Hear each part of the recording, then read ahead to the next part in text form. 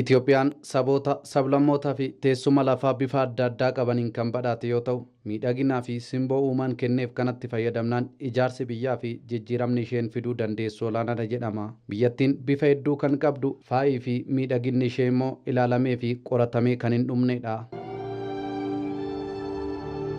ኢትዮጵያ ውስጥ እጅግ ከፍተኛው ቦታ በሺህ ሜትር ከፍታ የሚገለጹ ቦታዎች ያሉበት ዝቅተኛ ቦታም ያለበት ሀገር Itoophiyaan teessuma lafaa ol ka'insa meetira 1000 gadi bu'aas qabdi. Gaarreen Baalee, gaarreen Kaabaa fi gara Affaar gaafa deemame immoo lafa gadi bu'iinsa qabus arganna. Haalli qilleensaa hunduu jira. Itoophiyaa beeknee fixuun ulfaataadha.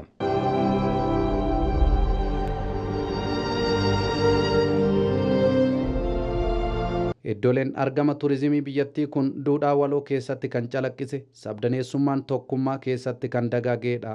አንድነታችን ህብረ ብሔራዊነታችንን ሳይጠቀልለው tokkummaan keenya sabdaneessummaa osoo hin dhoksin, sabdaneessummaan tokkummaa keenya osoo hin qoqqoodin humna walitti hidhamiinsa keenyaa ta'uun bareedinni keenya mul'atee akka jiraannu nu taasiseera. Kanaaf immoo beekamtii kennuu qabna. Hojiilee damee turizimii irratti dhiyeenya kana hojjetameen lakkoofsi turistoota hambaalee ilaaluu fedhaniis dabalaa jiraachuun ibsamee jira.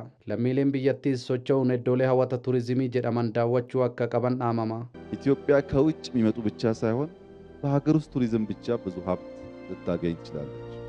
Itoophiyaan alaa kan dhufu qofaarraa osoo hin taane damee turizimii qofaarraa qabeenyaa hedduu argachuu ni dandeessi.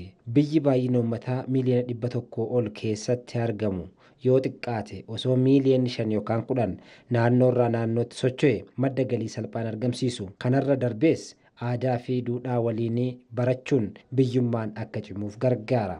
Itoophiyaan biyya hambaalee fi bobboca adda addaa yuuneeskootti galmaa'ee hedduu qabdudha.